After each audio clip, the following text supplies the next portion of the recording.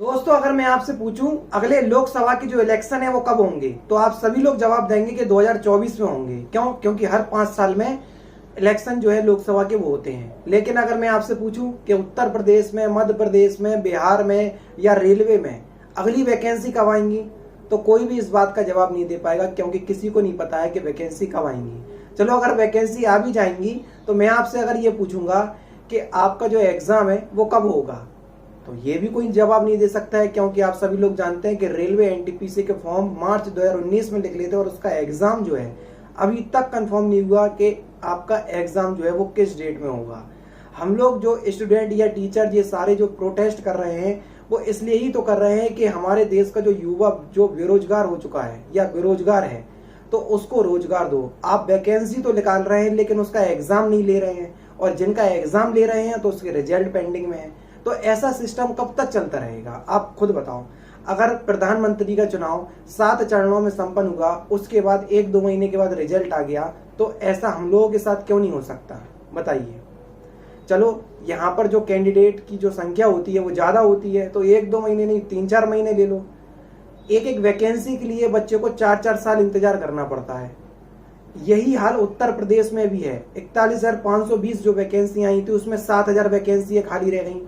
49,568 वैकेंसियों का जो मेडिकल और ट्रेनिंग है वो अभी तक किसी को नहीं पता। आर के विश्वकर्मा जी का एक इंटरव्यू हुआ था, उसमें उन्होंने बताया था कि जो आपका मेडिकल और जो ट्रेनिंग है वो अगस्त से स्टार्ट हो जाएगी। अगस्त खत्म हो गया और सितंबर स्टार्ट हो गया, कोई भी नहीं पता। यूपीएसआई की वैकेंसी मैं खुद से ही 2 साल से सुनते हुए आ रहा हूं कि यूपीएसआई की वैकेंसी आने वाली है, आने वाली है, आने वाली है। आर के विश्वकर्मा जो भर्ती बोर्ड के अध्यक्ष हैं उनने खुद बोला कि सितंबर में वैकेंसी आ जाएंगी, लेकिन हम यहाँ पर देखते हैं तो विट्स की जो डेट है वो लगातार आगे बढ़ती जा रही है। तो यहाँ पर सारे क्षेत्र में ऐसी ही हालत मची हुई है। अगर वैकेंसी आ जाती है तो उनका रिजल्ट नहीं आ जाता और एग्जाम नहीं होता है, और अगर एग्जाम हो भी जाता है तो उनका रिजल्ट नहीं आता है। समझ रहे? तो हर क्षेत्र में यही हालत है। तो यहाँ पर मैं यही कहना चाहूंगा कि अगर आपको बदलना है तो सिस्टम को बदलो। एक टारगेट बनाइए कि 1 साल के अंदर हम इस वैकेंसी को पूरा कर देंगे और इतने टाइम पे हम एग्जाम लेंगे। आज फॉर्म निकालते हैं सपोज कीजिए, तो 4 महीने बाद उसका एग्जाम ले लेंगे, तो कम से कम बच्चे के पास टारगेट तो रहेगा। यही 4 महीने जो है वो हमारी मेहनत के हैं, लेकिन उसको पता ही नहीं है कि एक्चुअल में एग्जाम कब होगा, और एग्जाम हो भी गया तो रिजल्ट कब आएगा। तो ये सारी चीजों में जो बच्चा जो है असमंजस में फंसा हुआ है। अगर मैं यहाँ पर मैं बगल में ही बता दूं कि करंट अफेयर्स की इतनी मोटी मोटी खुद से लिखी हुई मैंने कॉपी रखी हुई है, लेकिन अब वो कुछ काम की नहीं रही। क्यों? क्योंकि एग्जाम हुआ नहीं है। एग्जाम हुआ नहीं है तो जो मैंने करंट अफेयर्स पढ़ाई अपने चैनल पर वो अब किसी काम की नहीं रही, क्योंकि करंट अफेयर्स पिछले 6 महीने ही की पर्याप्त होती है। तो बच्चा पढ़ तो रहा है, सही दिशा में ही पढ़ रहा है, लेकिन एक्चुअल में जो पढ़ाई है क्या वो उसके काम आएगी? तो यहाँ पर यही बोलना चाहूंगा कि अगर आप वैकेंसी निकाल रहे हैं तो उसका एग्जाम सही टाइम पे दीजिए, और अगर सही टाइम पे एग्जाम ले रहे हैं तो उसका रिजल्ट भी सही टाइम पे दीजिए और ज्वाइनिंग भी सही टाइम पे दीजिए। तो कम से कम आपकी जो युवा का जो भरोसा है वो इस सरकार पे दिखेगा। हम लोग किसी भी सरकार के खिलाफ नहीं है। अगर आप केंद्र में हो, रेलवे, बैंक और एसएससी ये सभी सेंट्रल गवर्नमेंट की जॉब है, तो इसलिए ही तो हम आप लोगों से क्वेश्चंस पूछ रहे हैं, लेकिन अभी भी किसी भी बड़े मंत्री का इस पे कोई जवाब नहीं आया है। जबकि भारत की सबसे बड़ी जो समस्या बनती हुई आ रही है वो हो रही है आपकी बेरोजगारी। मैं गवर्नमेंट क्षेत्र की बात नहीं कर रहा हूं, अगर आप प्राइवेट क्षेत्र में भी देखेंगे तो लगभग 2 करोड़ लोगों की जो नौकरियां हैं वो कोरोना पीरियड में गई हैं। तो अब इनको रोजगार कैसे मिलेगा, इसके ऊपर कोई भी प्रतिक्रिया नहीं है किसी भी मंत्री की या हमारे प्राइम मिनिस्टर की, ठीक है ना। और मैं अगर बात करूं बेरोजगारी की ही तो ज्यादा बात हो रही है, ठीक है ना। और बेरोजगारी के क्षेत्र में आप चाहे गवर्नमेंट ले लीजिए चाहे प्राइवेट सेक्टर में ले लीजिए, लगभग जो नौकरियां हैं या जो जॉब्स हैं वो जा ही रही हैं, आ नहीं रही हैं। 2 करोड़ रोजगार देने का वादा किया था मोदी जी आपने हर साल। 2 करोड़ रोजगार देना तो छोड़ो, उल्टा जा रहे हैं। और जीडीपी के आंकड़े आप सभी लोग जानते हैं -23.9% गई है।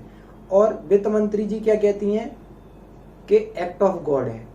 एक्ट ऑफ गॉड 2018 से तो नहीं था, 2018 से आपकी जो जीडीपी है बिल्कुल लो डाउन हो रही है। 2018 से एक्ट ऑफ गॉड था, कोरोना तो 2020 में आया। तो ये सारी जो क्वेश्चंस हैं इनके गवर्नमेंट के पास कोई जवाब नहीं होते हैं और भगवान का सहारा ले लेते हैं।